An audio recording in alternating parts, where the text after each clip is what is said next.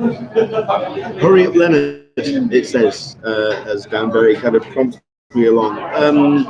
Hello there, everybody. Welcome along. I know that we're starting this a little late. I usually get live at around 5 to, but considering that I'm streaming this off my phone, because the Wi-Fi in this particular building has fallen a bit on its arse, it does mean that I'm connected to the 4G on my phone. But it does mean that we're able to find ourselves at a quiet corner of this rather fine establishment here in Portsmouth to talk about Portsmouth Comic Con and other con news and other bits and pieces that you want to dive into. As always with one of these live shows, it might not be a full hour. In fact, we may even get to about maybe half an hour and wrap things up, because this is going to be all about our impressions of the show. But as always, we're going to do our best to kind of give you an overview of what I've experienced over the last couple of days. I would love to try and get a little bit of a live report from MCon, which has been taking place in Nottingham this weekend. That apparently has gone very well. My other half is at that, but I think they're breaking down at the moment. I think that's what they're doing at most of the shows. So at this point, it really was a choice of either setting up at the back of a convention or the Portsmouth Civic Hall, only to find that in about half an hour's time, it's an empty room, everyone's wanting to go home, everyone's done, or setting up here in the Swan Pub, which is in Portsmouth. It's on the main kind of drag in town, and it's turned into the unofficial drinking hall of Portsmouth Comic Con. There are a number of artists and creators that are already here, already settled. You've got Mr. Rich Johnson in the corner, who apparently is going to be coming and talking to us very shortly indeed. Super Catchick, I did snag NYCC badges this morning. Anyone else going?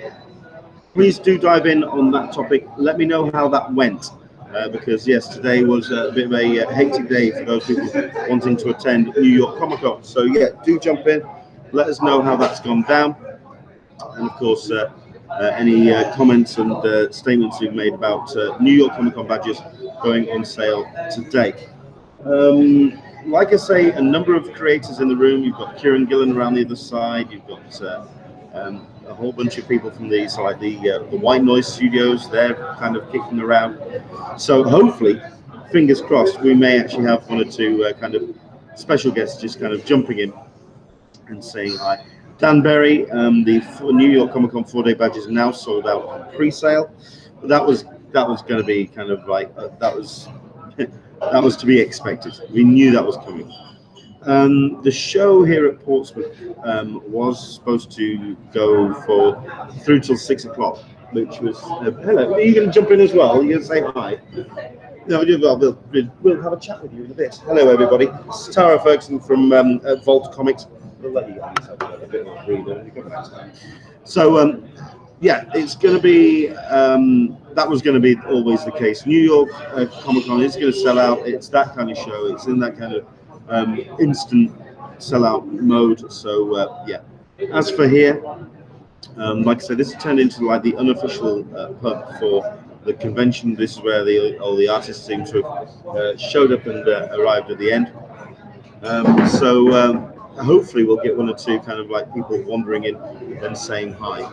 Let's have a look. Andrew Dixon says 7 rooms still available on Compass for San Diego Comic Con and have been for nearly 24 hours. You're gonna have to stick the link up for that. Super Catchick, I overslept and missed the sale. Luckily my other half got them. Sounds like it took quite a while, but overall went well. Okay. I thought we would have that sale done pretty quickly, actually. So, yeah, I'll have to find. Let us know how the sale went in terms of times, whatever. Last weekend, as you heard, I did have a bit of a ropey voice. This is because I was suffering from a cold. As I discovered, however, on the Monday, that was not the case. I have been suffering from a chest infection. So last week, Monday, Tuesday, certainly knocked me for 6. And I wasn't too sure how I was going to do this show, because you do need to be in some kind of full strength for this. This is an impressive show. This is year 2 for Portsmouth Comic Con, which means it's still finding its feet. Last year, I know there are a number of creators that didn't bother coming to the show because they felt year one, let it find its feet, let it iron out our kinks, then we'll go along for a more established show, something that's done the rounds and everyone's kind of established themselves. But it does seem that Portsmouth hit the ground running. Some great panel rooms, which were very nice and ornate. I panel hosted in that particular very swanky room upstairs in the Portsmouth Civic Hall twice this weekend. We also had lots of areas for people to go and hide in. The one thing I will say straight off the bat is that this was apparently year two. This was not as busy as last year, but from what I can tell, this is just really kind of done very, very well indeed. It's, as Andrew English says, it expanded on the outside. You did have a permanent tent that was set up in the courtyard outside the Civic Hall, which did house a number of cosplayers, virtual reality stages, and also a whole bunch of comic creators as well, including Russell Olsen, who was a recipient of Best New Talent at the Tripwire Awards, which took place on the Saturday night. Inaugural, Tripwire magazine organised the actual event, also organised this award ceremony, and really kind of showcased every aspect of good comics: writers, artists, letterers, colorers, best publications, best publishers. It really did try and cover all the bases. Into the Blue Mist, the fact that Kieran Gillen is there gives us kudos for me. Is that Portsmouth Comic Con in general or the Hangout? I don't know if we'll get him on camera at all, but considering that I sat down with him later on this afternoon, and the idea was that I was going to speak to him for 5, 10, 15 minutes. 15 minutes down the line, we ended up talking about Star Wars, talking about his time on Darth Vader, and also the core title, which is coming to a close shortly. You also have Wigdiv, Wiccan Divine, which also is coming to its final scratch, its final episodes. We then talked about the new projects. We talked about Die, and we talked about Once and Future, which is, out of the two of them, the one I'm most excited about, because it's a Arthurian legend, and if a King Arthur story is done well, it's always fun to just check out when a creative decides to take on something like King Arthur. I'm not entirely sure if I'm actually going to be able to last the full half an hour, because I'm absolutely shattered. You may see my eyes drifting a little bit, but I had to come because this is a show which is a comics talent show. Some great international guests who have been brought over the pond. Roy Thomas, Steve Englehart, always the big kind of shows. It was great to have that level of talent talking about their time. The first panel of the day outside on the live stage was Roy Thomas and Steve Englehart talking about Stan Lee. So it was a Stan Lee celebration, which was really, really cool. Now, I was actually seeing the organisers walking across the road. I think they're going for something to eat, so I don't think we're going to be getting them on camera. But I know that Rich Johnson said he was going to possibly show his face. Let's have a look. Talking of Star Wars, very sad to hear about Peter Mayhew. Absolutely. I did put something up the moment I spotted it. This was on the, was it Thursday morning? Friday morning, Thursday night to Friday morning. It's always sad to have someone who we have had effectively be part of our family die at such a young age.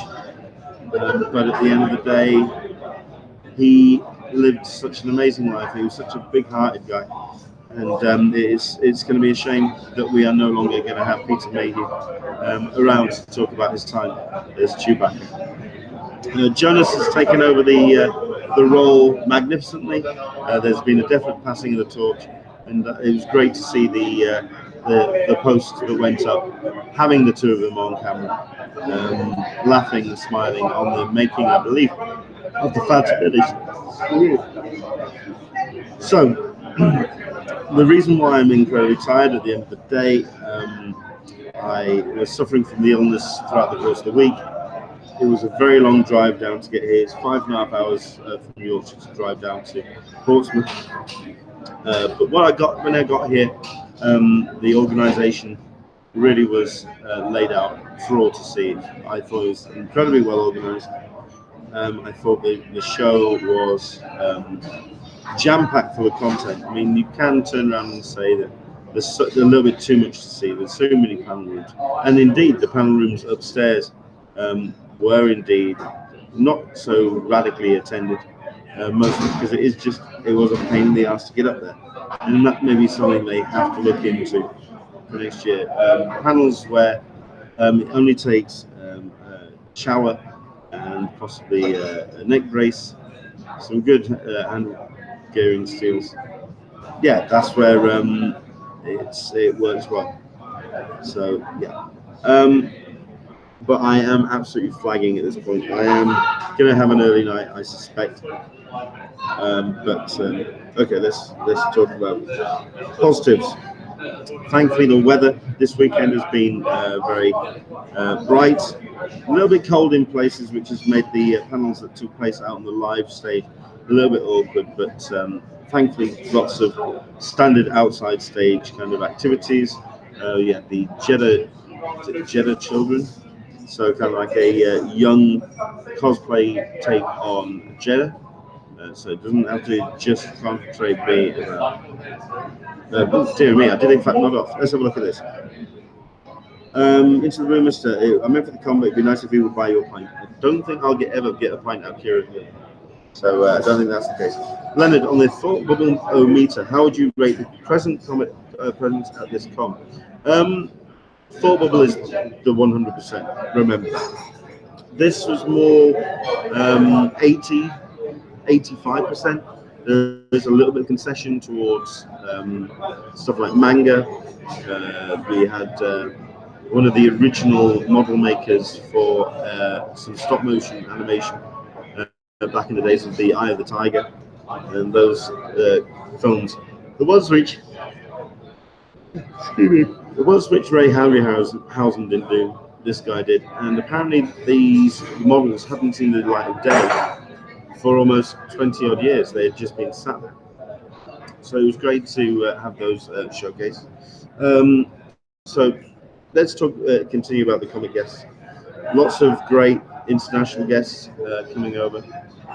We had a number of relatively international guests. So you had from Ireland, you had Declan Shelby come over. You had some great talent. Homegrown talent was just represented incredibly well. So you did have Kieran Gillen, you had Alison Sampson, you had Will Simpson, who's the concept artist for Game of Thrones, amongst other elements. You had all sorts of people who were fascinating to talk to. I think that's the thing that you really want to drive your content forward. It's people that are engaging. Liam Sharp was great to see him on a panel. Leonard, go to bed. Yes, I know I'm falling asleep. I do apologise. Dan Berry, you never know. Derek Robinson bought me a pint when I interviewed him at WonderCon 2018. I think Tara said that she would get me a pint, but considering I think she's nipped out and I think she's gone, so who knows. So odds on Leonard seeing Game of Thrones live this evening? Not at all. That is just not going to happen. This might be an interesting person to speak to. Hello, Kurt. How are you doing? How are you doing? Can I borrow you? Absolutely. So just to explain to Kurt as well, because he might not know what this is going on.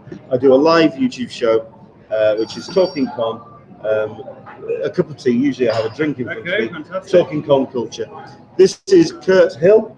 Who is I'm the event production assistant for the Portsmouth Comic Con. There we go. Okay. No, I have just seen Joel and Andrew bugger off there. I think they've gone further down to get something to eat. Is that who you're trying to find? There we go. So they're around somewhere. Okay. But we're doing our recap of Portsmouth Comic Con. Fantastic. And I think I'm going to be giving my impressions in a bit once I've spoken to yourself. But certainly from the official standpoint of how the con's gone. How's it been? It's been absolutely fantastic, completely ahead of last year. Really? So we're looking about 30% ahead of last year. Right. I think ticket sales is coming at just over 6,000. That's not too shabby. So that's good. For a year two Comic Con, we're very happy. Yeah, okay. So obviously discussions will start immediately. To talk about year 3. Excellent. We've already had discussions with exhibitors. We obviously had the Star Wars exhibition today from the Isle of Wight Garrisons. Right. Already discussions with them for next year.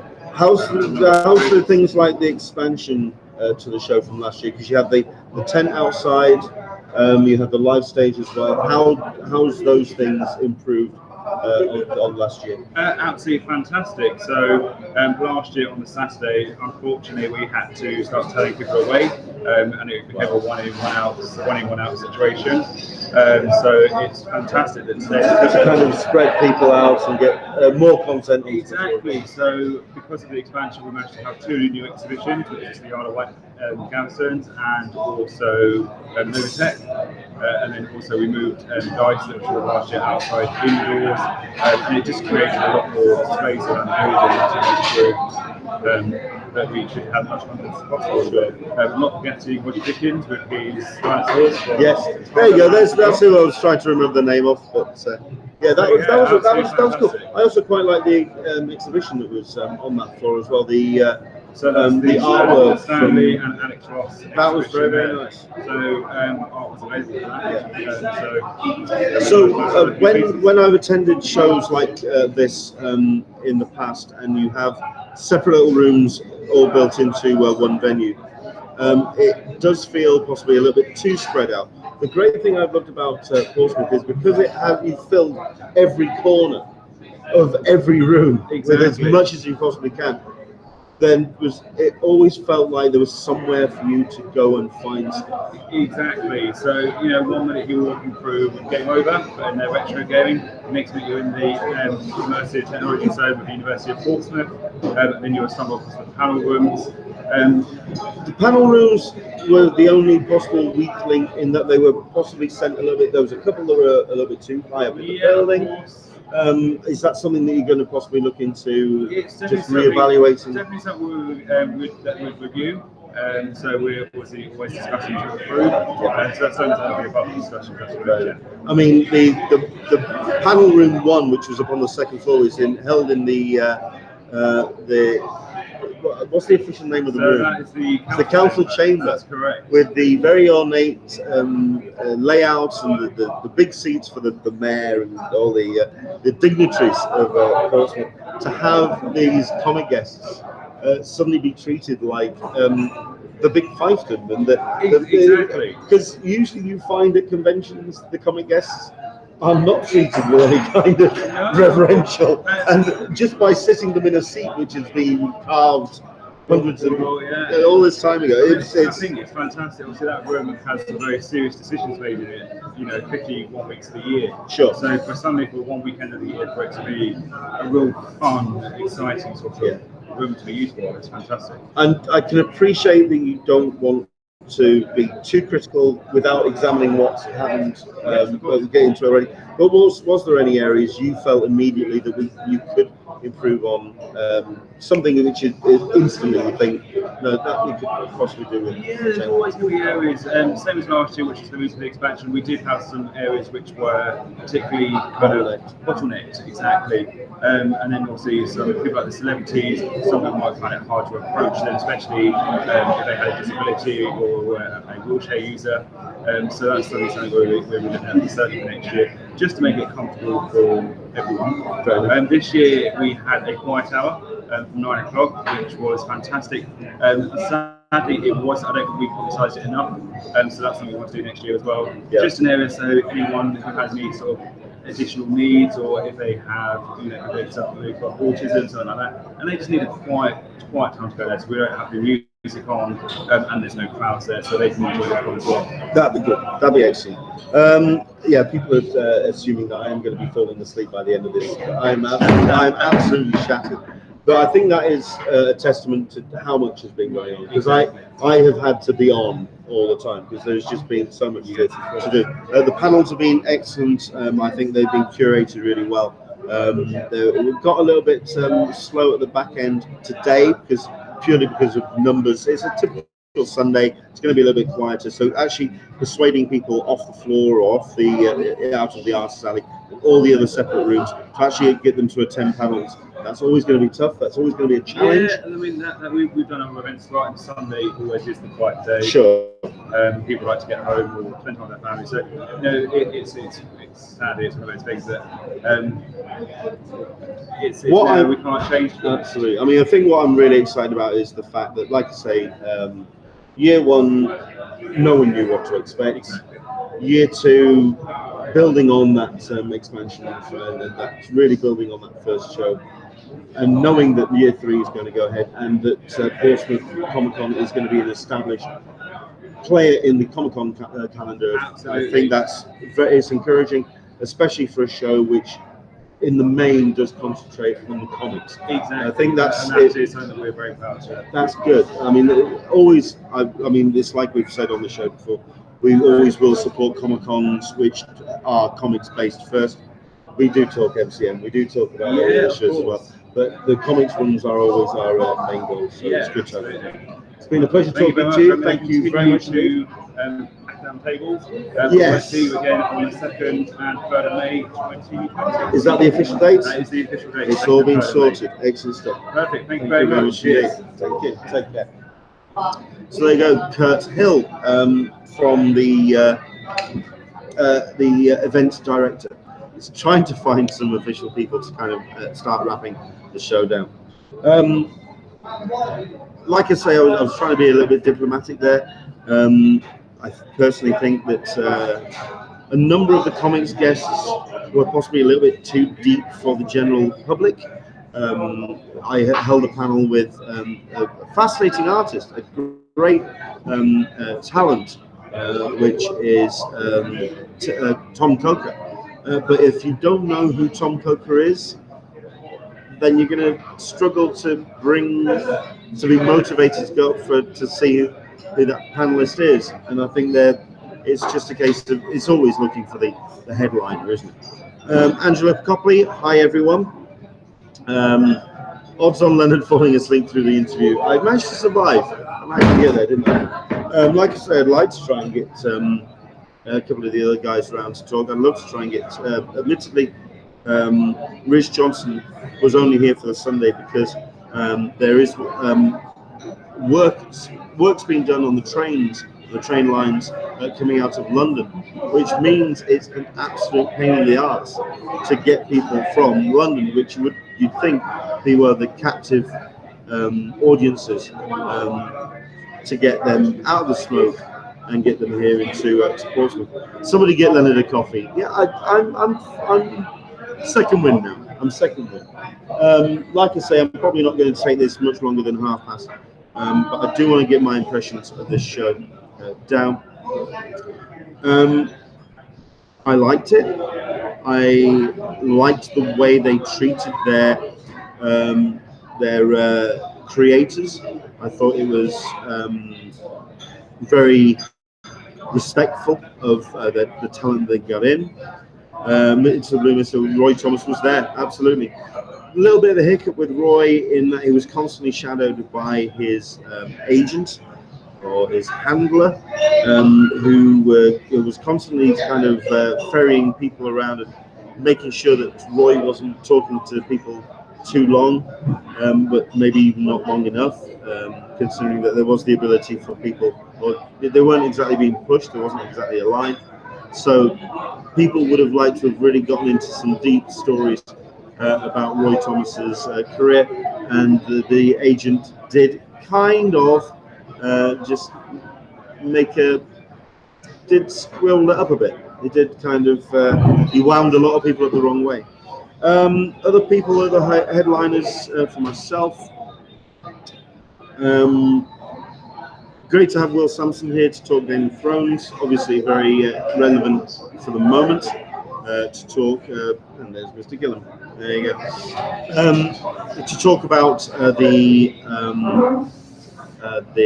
Game of Thrones, his work on that show, which for him almost done and dusted in July because he was a concept artist for the original books, and he designed an awful lot of the world of Game of Thrones. So I think it was a very interesting way for people to experience that world and that creative endeavor from a slightly different perspective from just the television shows.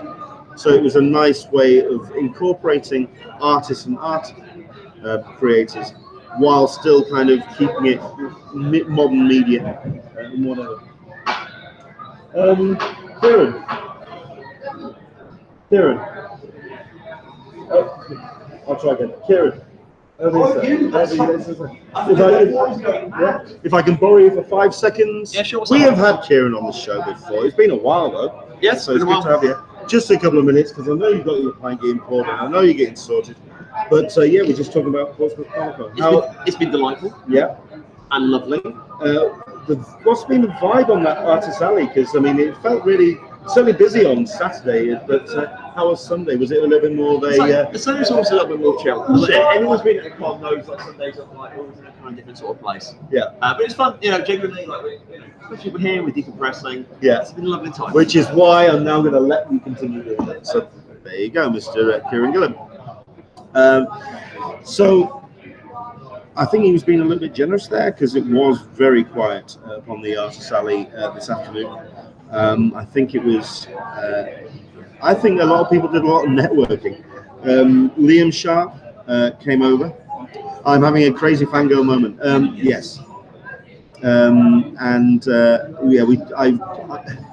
Kieran's very generous with his time as well. Considering I sat down with my little pocket recorder with the idea that I was going to speak to him for 10-15 minutes.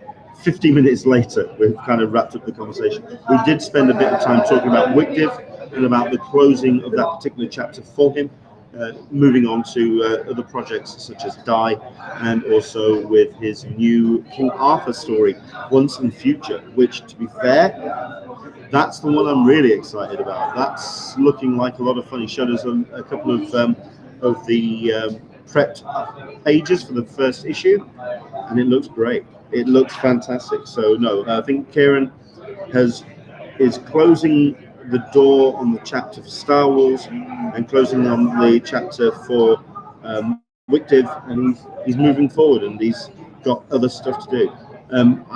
He could be quite easily forgiven for just spending 5 years on Wickdiv, 70 issues of Star Wars, and just going, no, okay, I'm going to take a breath now.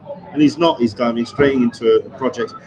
He was discussing how his work for hire is usually a little bit lighter, a little bit poppier, a little bit, it's got a little bit more of a smile to it, and he's a little bit more serious with his creator-owned books.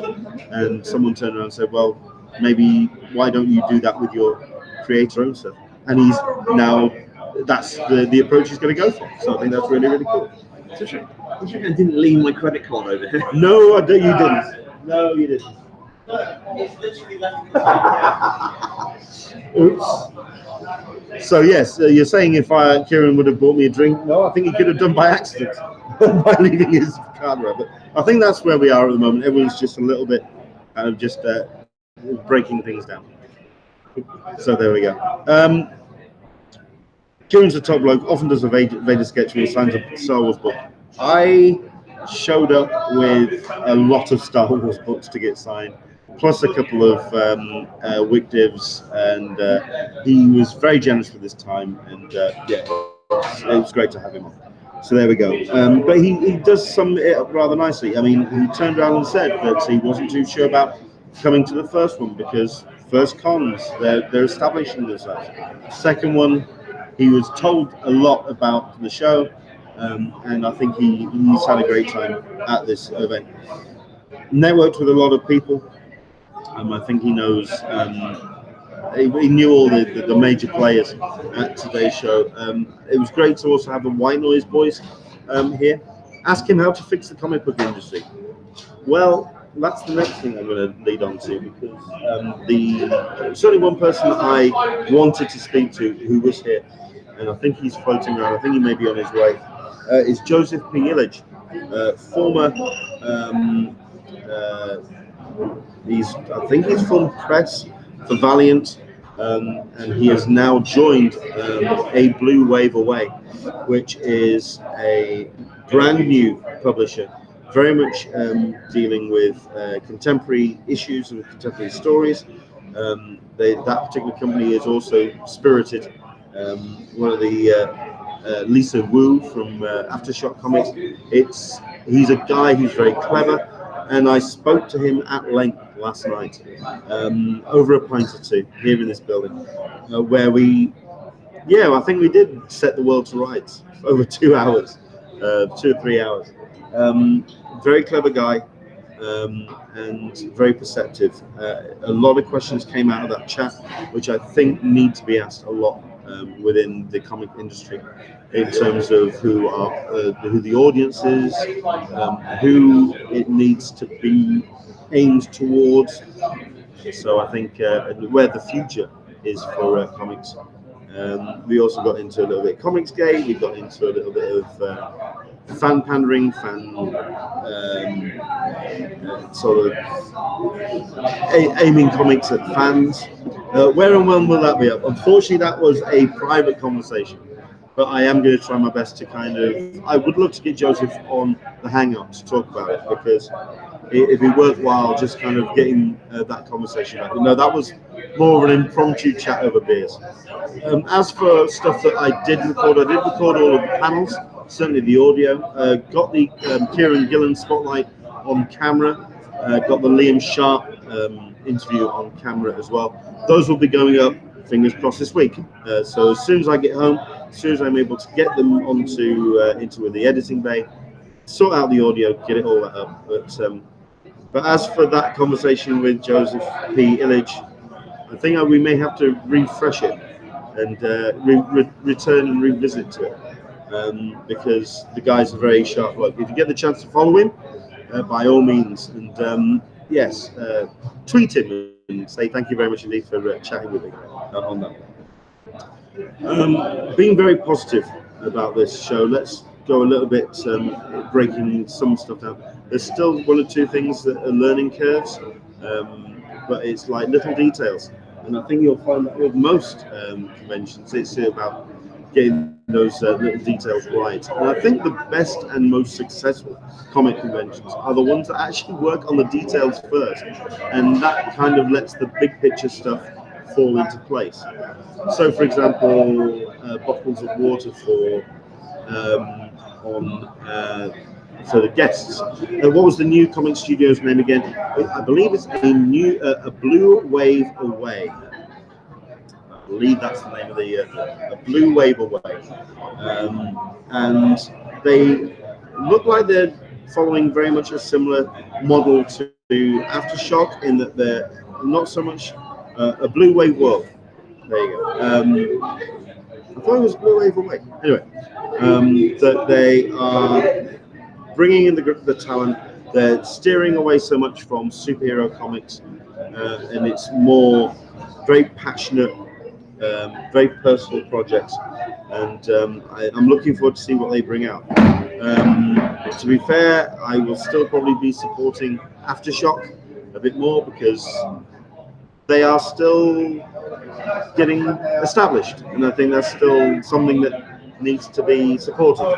I'll be supporting.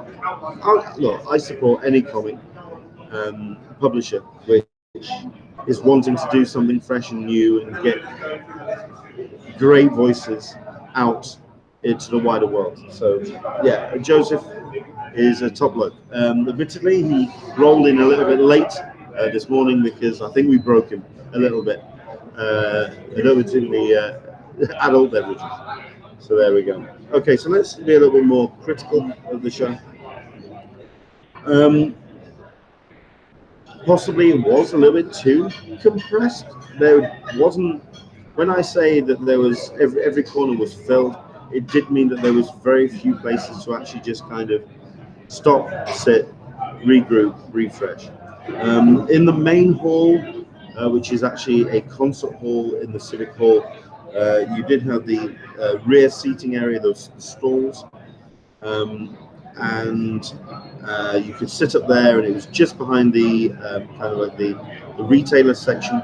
Up on the stage was where they put the artist alley, so it was nicely compartmentalized, but it did feel that that was the only place you could really hide and to kind of take the volume down, except they constantly had music on in the convention center, in the exhibition floor, that main comic stage one. And apparently it was the same 4 tracks on repeat all day. Apparently in the exhibitors and also in Comics Village as well. If they hear the theme from Star Trek, it would be Star Trek Search for Spock. So Star Trek 4. If they hear the Star Wars theme, if they hear the Starman theme from John Carpenter, I think there's going to be like a Pavlovian response, a real kind of like, it's real shake. Also up on the upper stalls, they did something which was a screening room, or like a film screening area. Put a screen at the bottom of the stalls, you could kind of come into the stalls and watch the films, but it was a strange combination of movies. Everything from Indiana Jones and the Temple of the Crystal Skull. Okay. I want to say Back to the Future 2. You also had Independence Day was playing as I was leaving, and they did have the sound up a little bit too high, so it kind of like drifted down. There was always some volume there, which meant it felt like there was nowhere to hide. They could have just done with like a little bit more of a quiet space, just somewhere, just to kind of decompress. Even in the corridors, even in the lift stair sections, there was always cosplayers going on. There was always some noise, some distraction, which was really going to kind of make it very awkward for people to kind of take a breather. And if you did want to get a breather and some fresh air, that was outside, up on the steps. You had the live stage, which was constantly making noise, and it was not a little cold out there as well. 2 big panels that actually took place on the main stage, 11 o'clock, which actually started things off, which was a standing panel on the Saturday, which was Roy Thomas and Steve Englehart. And then you had an Image Comics panel with Kieran, you had Sean Phillips, you had Declan Shelby, and you had Tom Cope. And all 4 of them clearly were absolutely freezing their tits off. Very, very cold indeed. It's just stuff that needs its little tweaks. Maybe a dedicated space for the cosplayers, a little bit more natural entrance and exit from the actual Civic Hall, which seemed a little convoluted. Little things, but it's those little things that make a con. I think everyone who's watching this would probably agree that you remember those little things, those little details that just add a cherry to the top of the cake.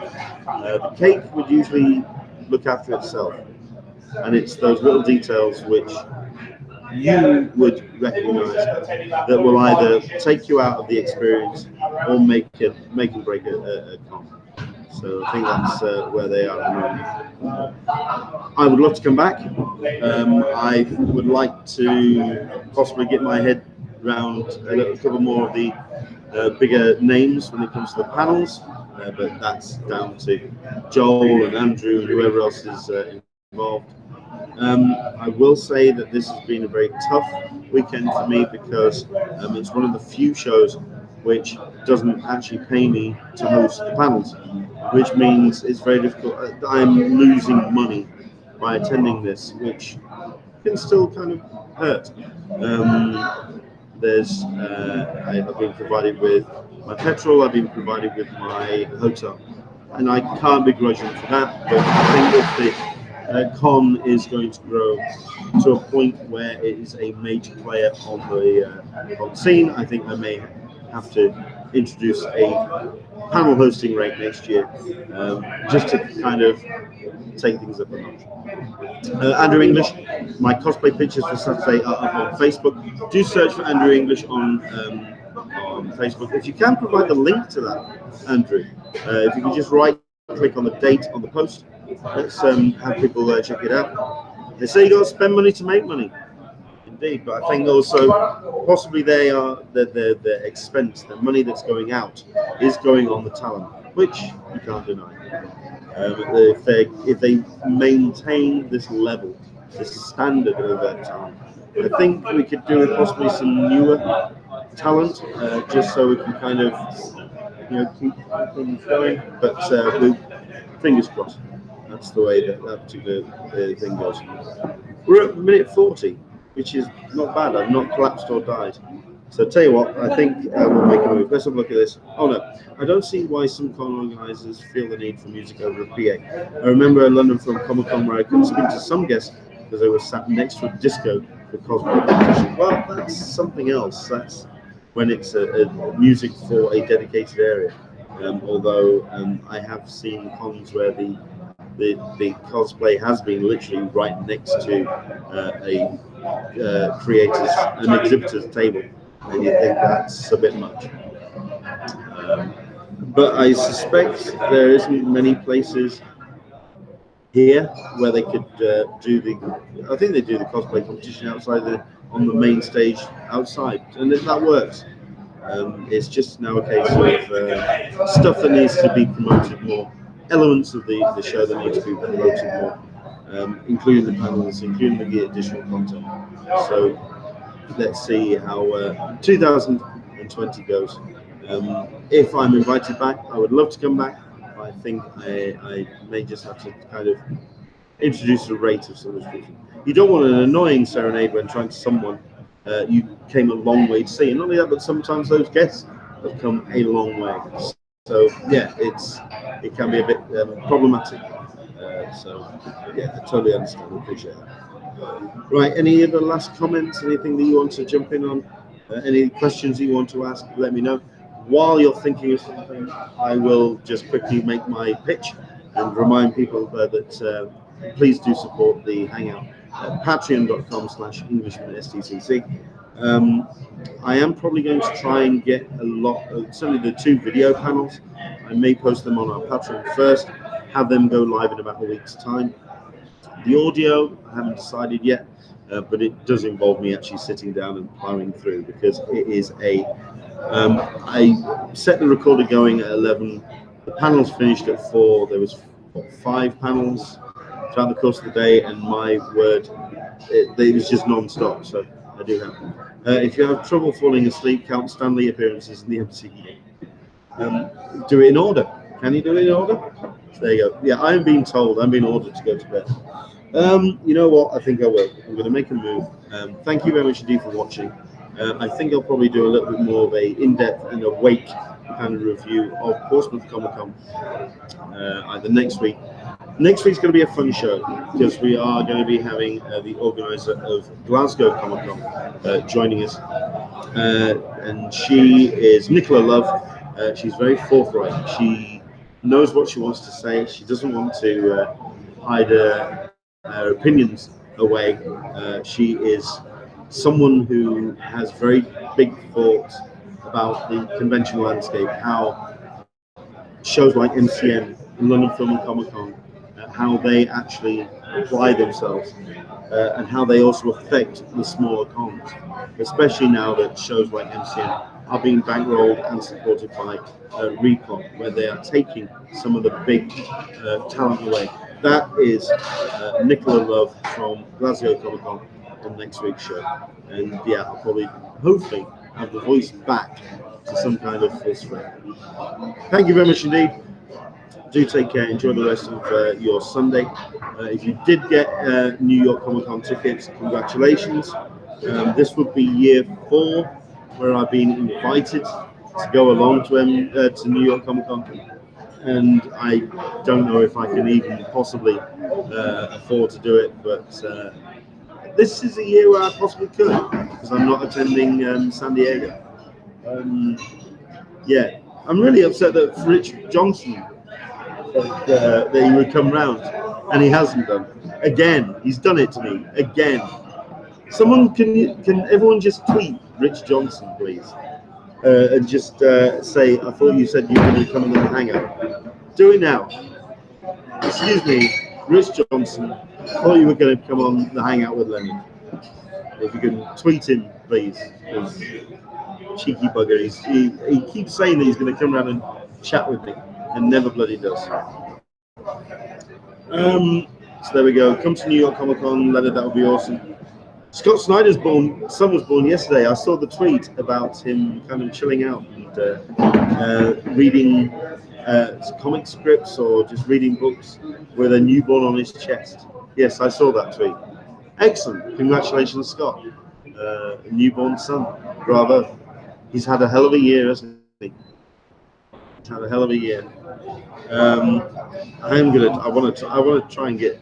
I want to shame Mr. Rich Johnson. This is rather. Yeah, let's see if I can shame him into coming around. Oh man. Stun. There he is.